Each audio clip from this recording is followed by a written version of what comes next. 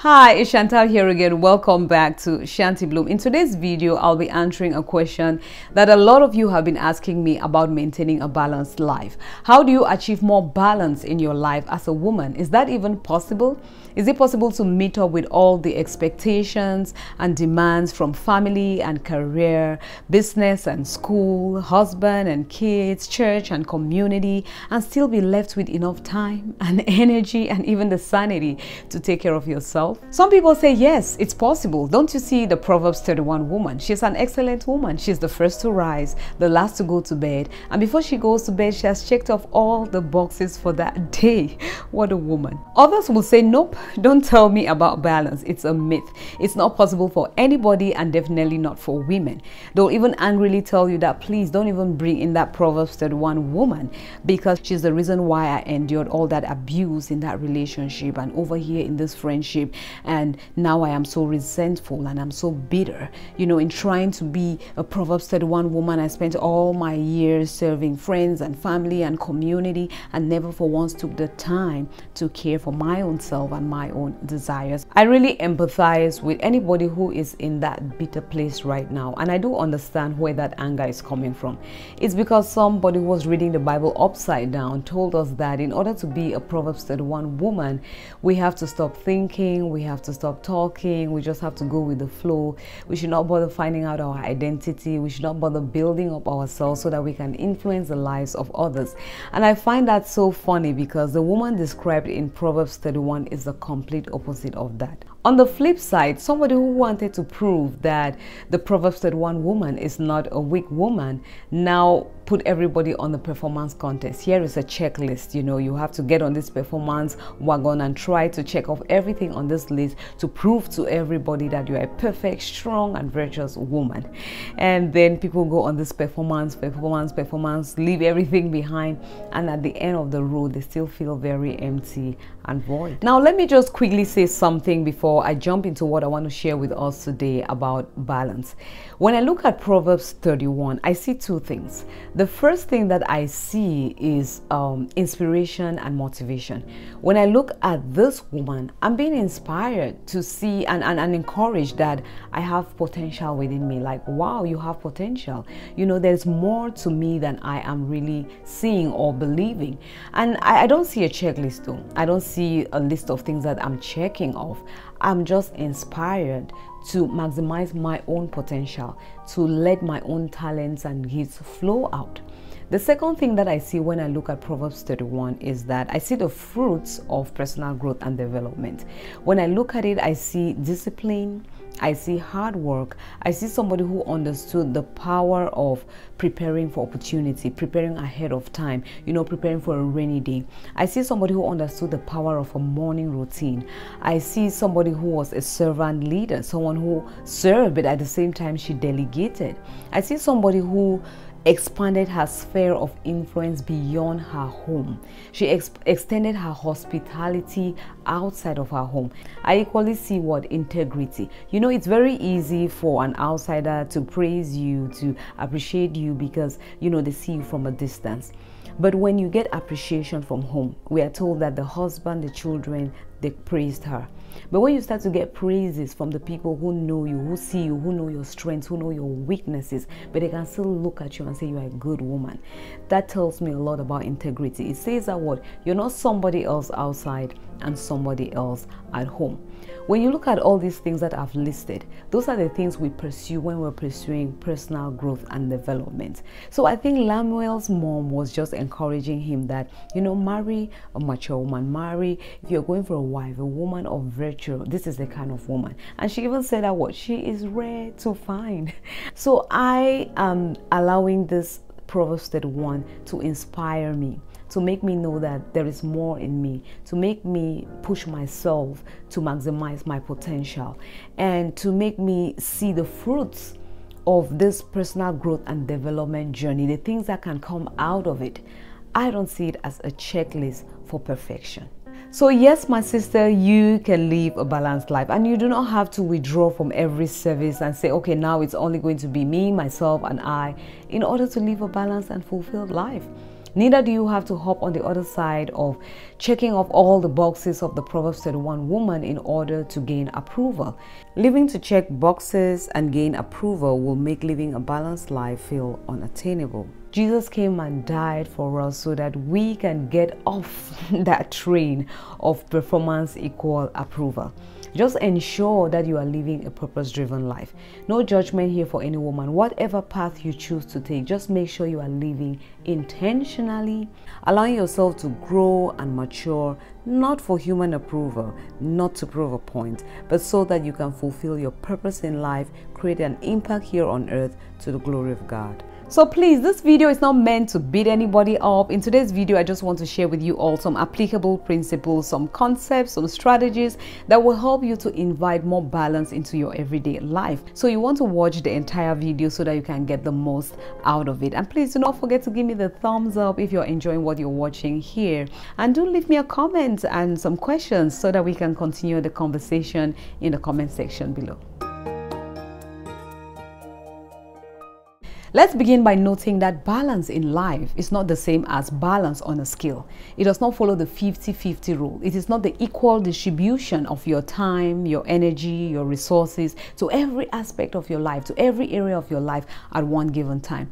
It's equally not you trying to do a little bit of everything at the same time. Multitasking is not equal to living a balanced life. Now let me use our body's temperature regulation to further explain this point. Due to the constant temperature changes that happen in the external environment and some of the changes inside of our body's temperature is constantly fluctuating. But then we have a thermostat inside our body that keeps this fluctuation within a normal limit. A good thermostat is determined by its ability to make these sudden changes in the face of challenges. So your ability to know when and how much time and energy and resources to channel to what area of your life at a given time will determine how well you can live a balanced life. This also means that balance is determined by your ability to adjust in the face of challenges and drastic changes, because they will come. We're in a fallen world. Challenges, trials, and tribulations will come. Remember, we talked about the external temperature constantly changing. It will change. Sometimes the change is very little, sometimes the change is drastic. But then a good thermostat knows when to act and act immediately. At some point in your life, motherhood will be what is screaming the loudest for attention. At another time, it can be your school, it can be your job, it could be your career, it could be business, it could be your marriage, it could be the relationships in your life, it could be your finances screaming for attention, it could be your health. Now, if you do not take time to allocate more time and energy and resources to that thing that really needs attention at that time, then you will offset the whole body. So if you have a good working thermostat, you would pick things up, but you know when to bring them back to where they're supposed to be. But all that you are doing is so that that aspect of your life together with other areas of your life can work in harmony. So let me quickly share with you 5 things that I do to ensure that my thermostat is working properly, or let me say 5 things that you can do to maintain some level of balance in your life.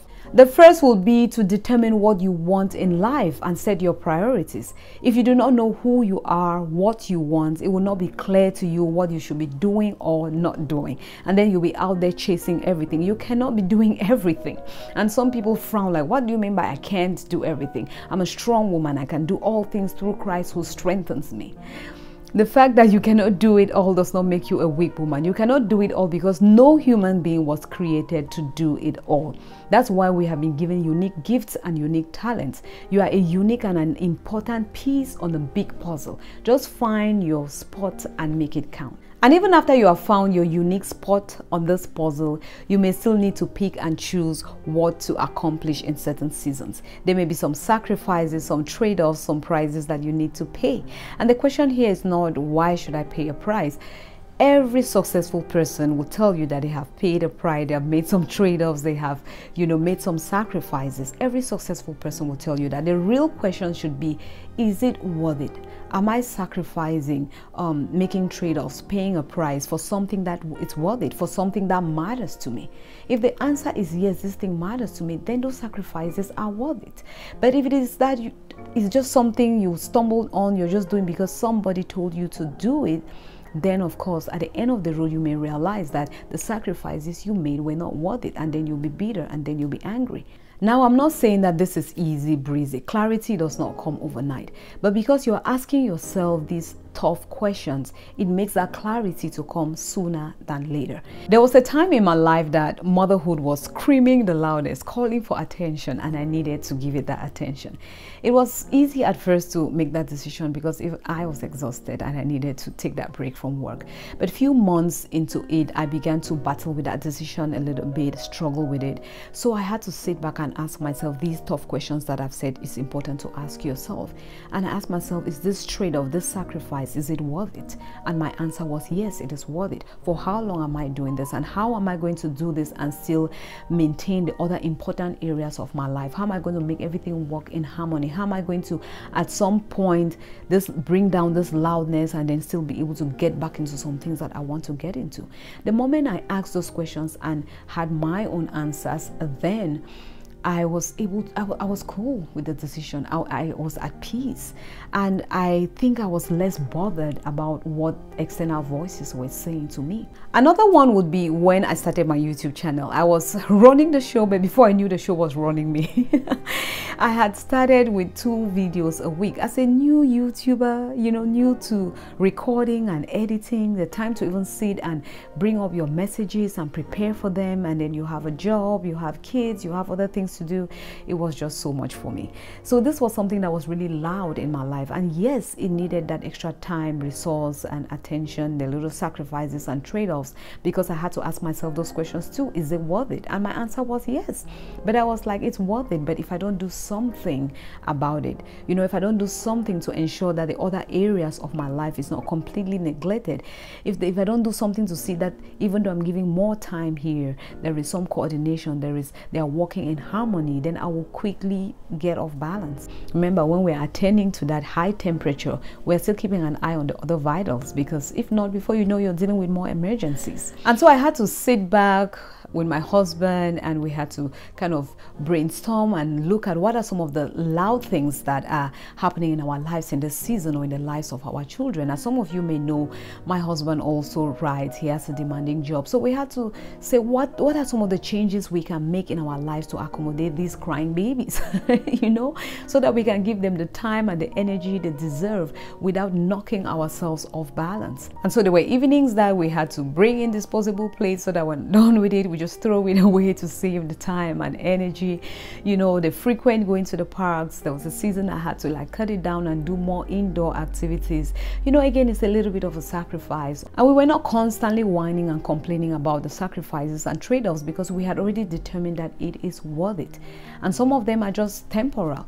With time, I got better at preparing my messages and recording a little bit faster, editing a little bit quicker.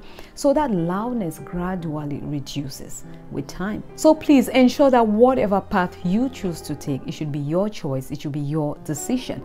And also ensure that that decision is being guided by the fact that you know who you are and you know what you want in life. When you know what you want in life, when you know what you are called to do, it will bring more clarity to you. It will reduce that long to-do list to just what is important, just what matters. And it will also avoid competition, because you gain confidence in what you are doing.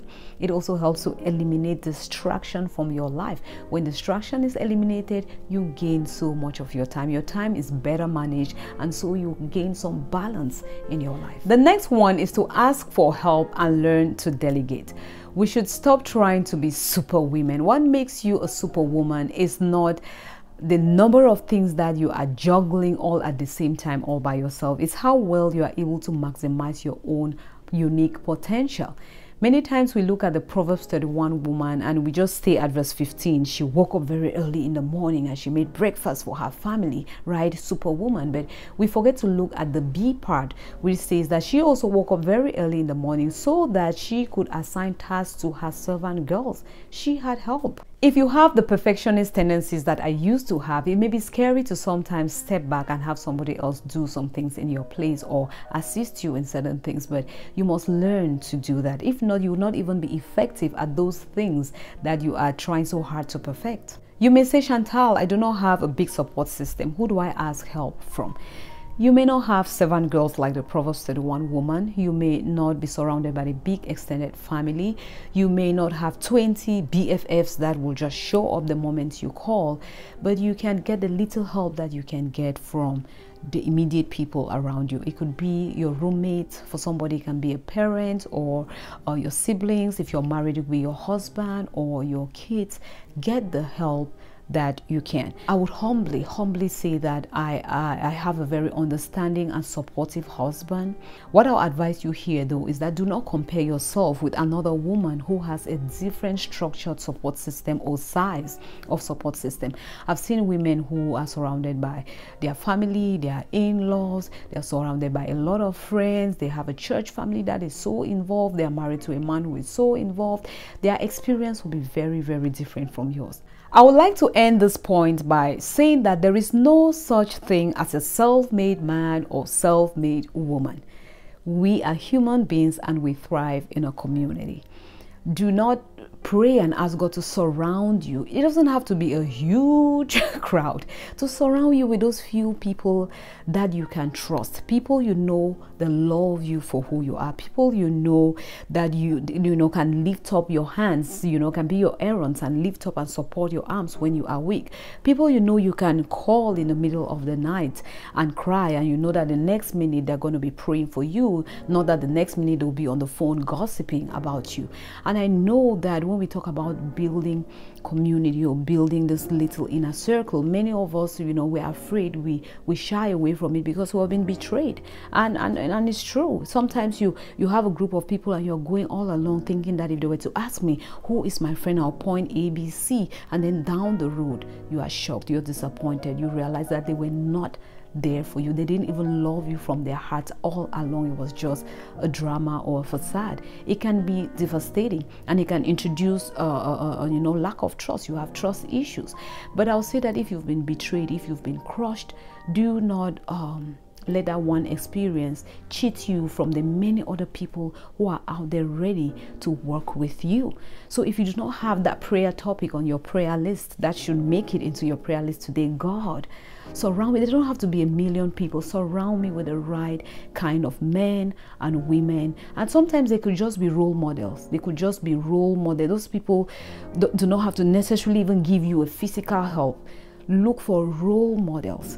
There is a certain balance that I want in my life, and I've seen women who have been able to maintain that balance. So those women are my role models. I'm not following somebody else. They have their path. I'm not there to judge anybody, but that is just not the path I want for myself. And so those people cannot be my role models. So pick people who are role models for you, because they are there to inspire you, motivate you, when you start to feel like, is this thing even possible? Is it really possible for me to juggle all of this? Those role models are there to tell you that it's possible. And do not only pray that God should bring these people in your life, also pray that you should be the kind of person that you want to attract.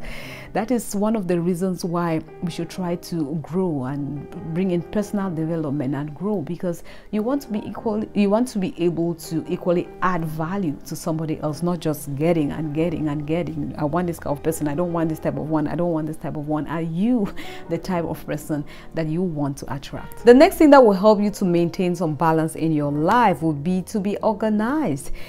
Planning ahead of time, scheduling things, having a routine for myself and my family has really been helpful in helping us maintain some level of balance in our home. I know that scheduling and planning is one of those things that we talk more than we actually do it, but if you really determine and start scheduling your day, you will see the difference that it makes. It's true that nobody can boast that they hit the exact note on that schedule 100% of the time, but there is a clear difference between a scheduled day and an unscheduled day. One is very productive and the other is not so productive. So it's not easy, but it's doable. I really encourage you to practice scheduling your day. It would really help you in this area of balance. There have been times that I schedule and reschedule until I find something that's really working. There are times that I'm already in a routine and then something will just come up and knock me off that routine, and I may stagger for a while before I'm able to get back into that routine. But it's important to have one. Now, it's one thing to have a schedule and it's another thing to stick to the schedule. Don't tell yourself that I'm going to give myself a 5-minute break on social media and it ends up being 5 hours, or I'm just going to sit here and rest and relax for like an hour and then it ends up being 10 hours of you doing nothing and you're neither even resting. Something that can really help you to stick to your schedule is also setting boundaries and learning to say no. That is, of course, coming from a very loving place. I have some videos that I made on how to set healthy boundaries. You may want to check that out as well. The last but one thing that has really helped me to maintain some level of balance in my life is to be fully present in every moment. Jim Rohn says that do not play at work time and do not work at play time. Do not carry your titles everywhere that you go. We live in a time that it's like we're on a performance contest. You just want to do, right? It's like if I don't say I'm in a hurry, I'm busy, then I am not a very important person. But no, on this journey, sometimes just stop and smell the roses. Do not miss those little beautiful moments in your life because you're busy doing, and you're forgetting that sometimes you have to just be in the moment and enjoy the moment. Sometimes you even have to just drop those cameras and just enjoy the moment. Now, something that is really helping me to practice being present more and more is the scheduling we just talked about, because if I know that I've scheduled a time for activity B, then when I'm doing A, I'm not thinking about B. Then when I come to B, I'm not thinking about C because there is a time allocated for activity C. And the last thing is to find ways to cope with stress. I'm not talking about that big one-time event. Take a trip to the Bahamas and then you come back and return to your same stressful life or an even more stressful life because some things piled up while you're away. Those one-time trips are important, but try to look for things that you can incorporate in your everyday life. Little changes that you can make to your lifestyle, like incorporating self-care into your daily schedule, making little changes like drinking more water, sleeping and exercising a little bit more, finding alone time to do the things that you love to do, taking breaks in between long chores and long work. Just these little things, they do go a long way. Stress has a way of cluttering your mind and clouding your judgment. Let me tell you something very important. Earlier I had said that, at times we have areas in our lives that are so loud. They're showing the signs and symptoms. They are giving us the notification that they need attention. Sometimes there are areas in our lives that need that attention and they don't show the signs and symptoms until it is late. It's like this quiet mountain, volcanic mountain, that is just waiting to erupt suddenly and you're like, oh my goodness, where did this come from? I would like to conclude with these words of encouragement for you, that in all your trying to live a balanced life, you will sometimes fail. I have, but I have learned to extend grace onto myself by resting in the Lord. There have been times that my strength has been weak. There are days that my house is perfectly in order and other times that is out of order.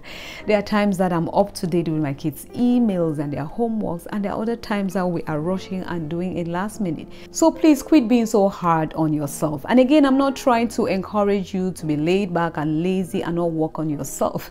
Actually, that's why I'm here, to encourage you, but at the same time to provoke you to be your best self. And even when you have evaluated, you've assessed and seen that, I think it was my fault, I think I blew it, God's grace and mercy and forgiveness is so wide you can't even get out of it. He says if we confess our sins, He is faithful and just to forgive us from all unrighteousness. He will restore back to balance every chaos that is in your life. So this is the time to trust Him. This is the time to surrender. This is the time to surrender your own will to His and rest in His love.